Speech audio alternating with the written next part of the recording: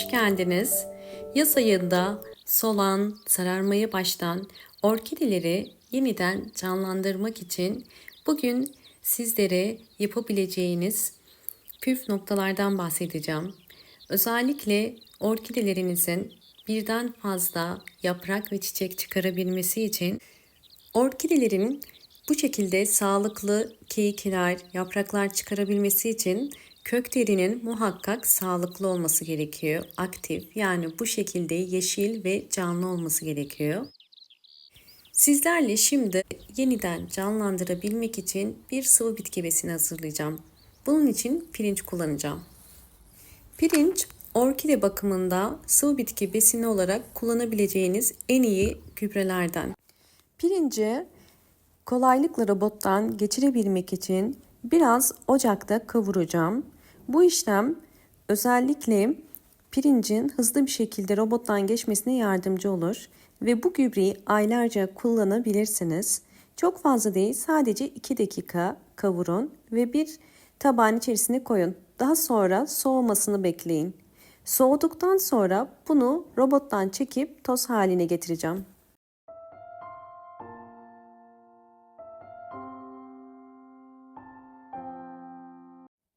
Soğuyan pirinci robotun içerisine koyup bunu toz haline getireceğim. Eğer videomu buraya kadar izlediyseniz ve beğendiyseniz hemen beğen tuşuna basıp kanalıma da abone değilseniz eğer bana destek olmak için abone olabilirsiniz. Ve bol bol yorumlar yaparak yorumlar kısmında da sorularınız varsa sorabilirsiniz.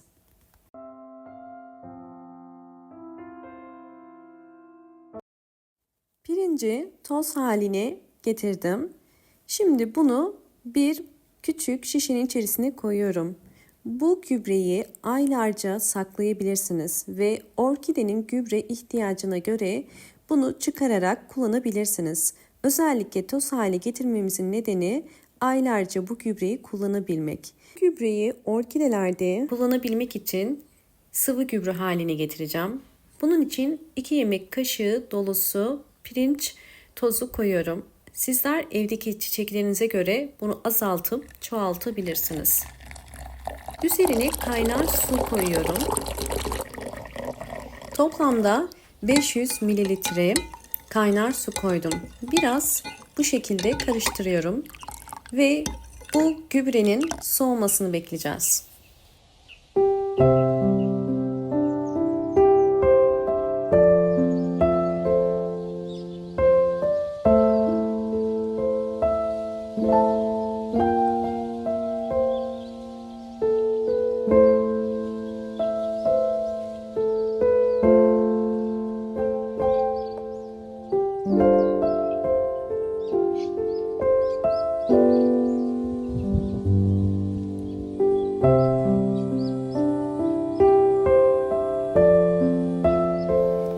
Suyum yeterince soğudu.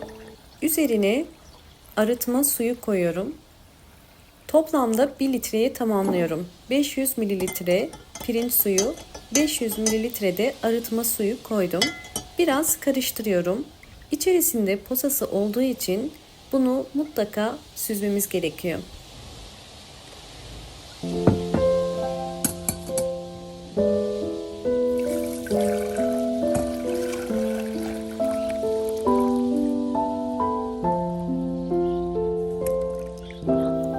Süzdükten sonra bu şekilde bir posası var ve tekrardan tabağımı yıkayıp aynı tabağın içerisine pirinç suyunu koyuyorum. Kesinlikle posasıyla birlikte vermeyin. Ve ikinci bir yöntem kullanacağız. Bunun için hazırladığım pirinç suyunu bu şekilde bir kabın içerisine koyuyorum ve bunu buzdolabında donduracağım. Donduktan sonra sizlere bunu yaz ayında orkidelerde kullanımından bahsedeceğim. Evet, gördüğünüz üzere elimde tamamen kökleri çürümüş ve çekilmiş bir orkide var. Neredeyse ölmek üzere, yaprakları da tamamen yumuşamış. Özellikle bu tarz sıvı bitki besinlerini bu tarz orkidelerde kullanmanızı tavsiye ederim. Yeniden köklerin canlanmasına yardımcı olacaktır. Toplamda ben 8 yemek kaşığı kadar pirinç suyu koydum ve bu suyu akşama kadar yavaş yavaş çekecektir. İkinci yöntem olarak sağlıklı ve çiçeksiz orkidelere de verebilirsiniz. Eğer orkideleriniz hiçbir şekilde çiçek açmıyorsa sonbaharda mutlaka bu pirinç suyundan vermenizi tavsiye ederim. Her bir saksı için 8 yemek kaşığı kadar vermeniz yeterli. Bu gübreyi 20 günde bir orkidelerinize sıvı bitki besini olarak verebilirsiniz. Böylelikle orkideleriniz hızlı bir şekilde çiçek açacaktır. Pirinç suyu ile orkide yapraklarına nasıl vitamin ve gübre desteği sağlayacağımızı da göstereceğim. Bunun için bir püskürtme kabının içerisine pirinç suyunu koydum ve gördüğünüz üzere orkidemin yapraklarına hem üstten hem de alttan bu pirinç suyunu sıkacağım. Özellikle bu tarz gübremelerde mutlaka orkidenin yaprak aralarına pamuk koymanız gerekiyor. Yoksa mantar gibi hastalıklara sebep olabilir. Ve alt kısmına da sıktığım gibi toprağın üst kısmına da vitamin desteği sağlayarak orkidelerinizi canlandırabilirsiniz. Yine bakın diğer bir orkide elimde gördüğünüz üzere yine bu orkide çiçeklerini dökmüş ve artık yavaş yavaş solmaya başlamış. Bu tarz orkidelerde ilk yapmanız gereken solan orkide dalını kesmek ve çürüyen kökleri kesmek.